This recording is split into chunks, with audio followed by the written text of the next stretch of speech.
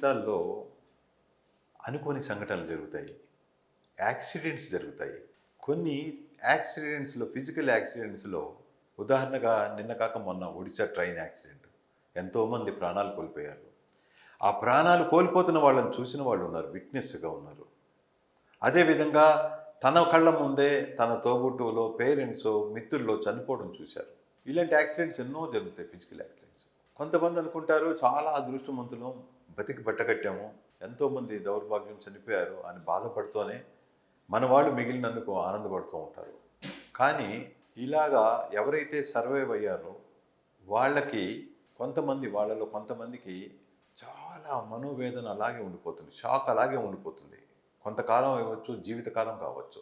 ఆ ట్రామా వాళ్ళకి గుర్తుండిపోతుంది. ఆ జ్ఞాపకాలు భయంకరంగా ఉంటాయి. వాళ్ళు అప్పటికైతే ఇంటికి చేరొచ్చుండొచ్చు ఆరోగ్యంగా, వాళ్ళు సేఫ్‌గా, వాళ్ళు బతికారు. కానీ మానసికంగా చాలా చాలా ఇంజ్యూర్ అయి ఉంటారు. వాళ్ళ కళ్ళ ముందే అనుకోని ప్రయాణంలో భయంకర సంఘటనలో వందల మంది చనిపోయారు.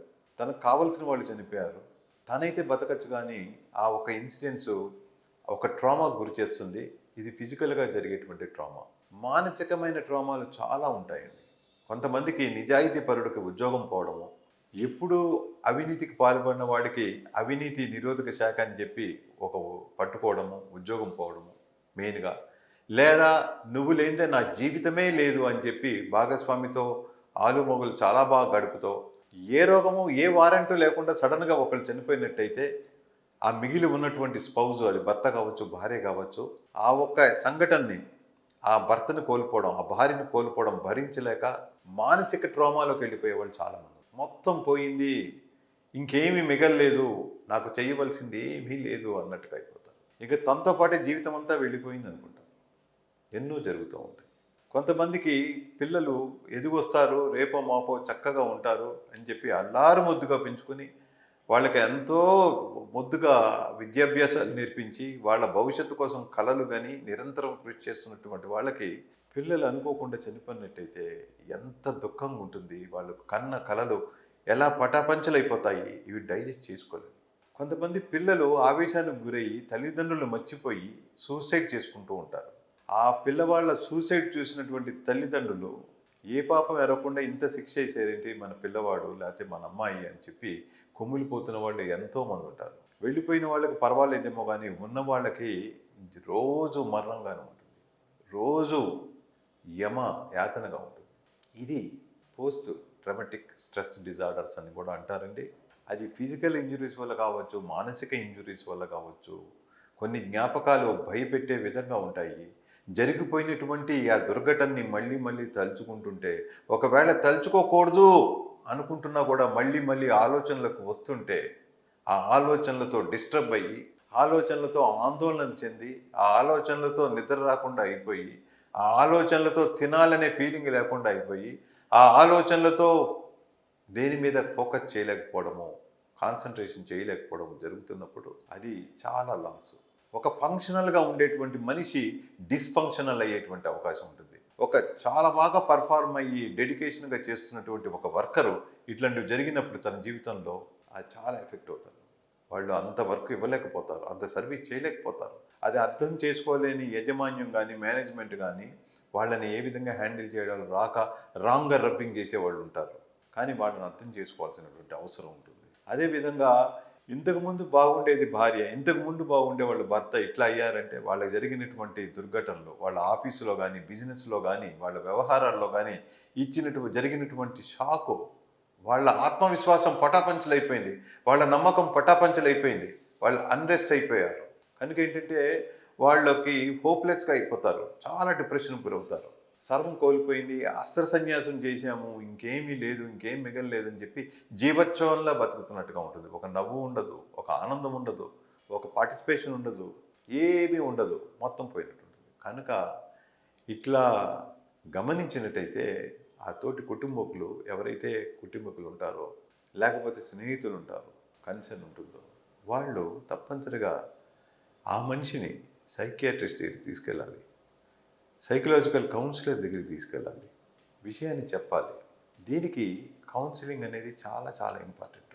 వాళ్ళ యొక్క గతంలో వైభవం ఎటువంటిది, పూర్వ విజయాలు ఎటువంటివి, పాస్ట్ పర్ఫార్మెన్స్ ఎంత గొప్పది, ఎంతమంది మెచ్చుకున్నారు, ఎంతమంది అప్రిషియేట్ చేశారు, ఎంత సాటిస్ఫాక్షన్తో ఉండేవాళ్ళు, ఎంత ఎనర్జీగా ఉండేవారు, ఇవన్నీ వాళ్ళకి మళ్ళీ గుర్తు చేయగలగాలి, ప్రోత్సహించగలగాలి.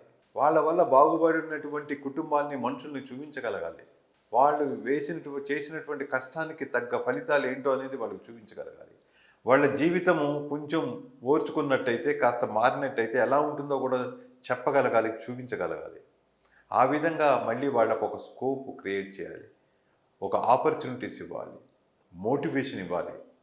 ఇలా ఇచ్చినట్టయితే ఏ విధంగా అయితే వాళ్ళ మనసు గాయపడిందో, స్ట్రెస్కి గురైందో, ఒక ఆత్మ శూన్యతకి గురయ్యారో, అదేవిధంగా ఏ విధంగా అయితే ఆ ఒక్క కమిట్మెంట్ అవి పోయినాయో, బ్రేక్ అయిపోయినాయో, అవన్నీ కూడా తిరిగి మళ్ళీ పునర్నిర్మితం అవుతాయి, ముందుకెళ్ళేటువంటి అవకాశం ఉంటుంది.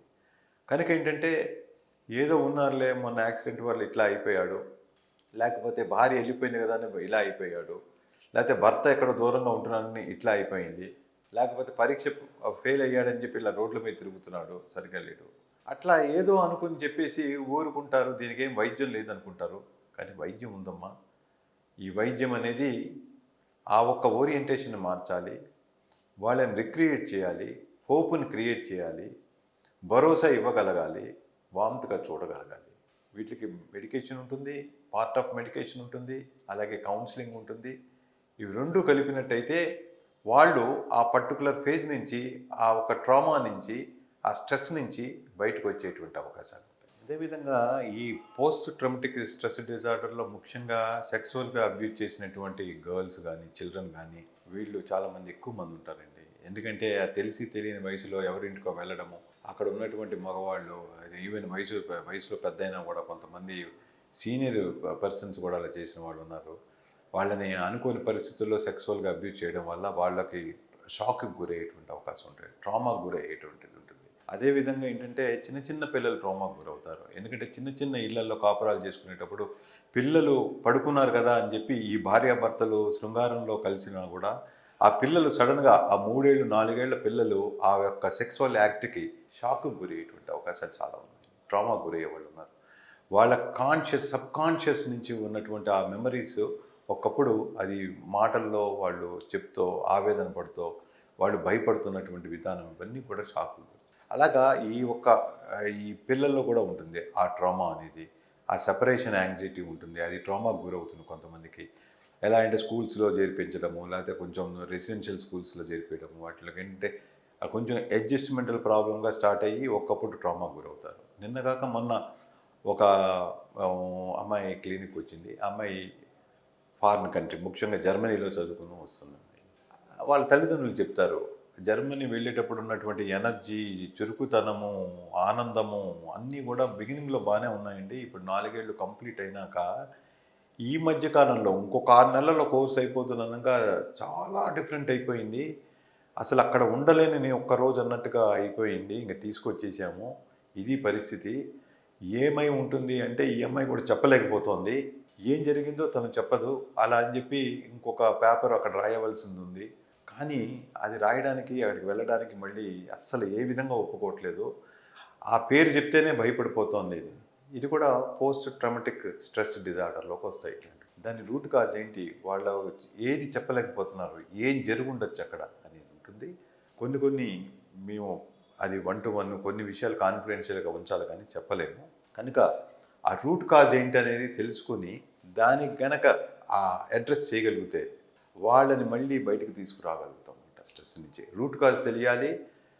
అది వాళ్ళకి ఎక్స్పోజర్ థెరపీగా ఉండాలి. అంటే రిపీటెడ్గా కాకుండా ఇన్సిడెంట్ తలుచుకున్నా కూడా వెమ్మటే వాళ్ళు స్విచ్ ఓవర్ అవ్వాలి, పాజిటివ్ థాట్స్కి స్విచ్ ఓవర్ అవ్వాలి. దాన్ని ఎట్లాగా రీప్లేస్ చేయగలుగుతారు పాజిటివ్ థాట్స్లో. ఏదైతే థాట్స్ భయపెడుతున్నాయో, వాళ్ళని రెస్ట్ లేకుండా చేస్తున్నాయో, అన్రెస్ట్ చేస్తున్నాయో, వాళ్ళలో ఒక యాంగ్జైటీ క్రియేట్ అవుతుంది. ఆ థాట్స్ వస్తే ఆ థాట్స్ని రీప్లేస్ చేయాలి.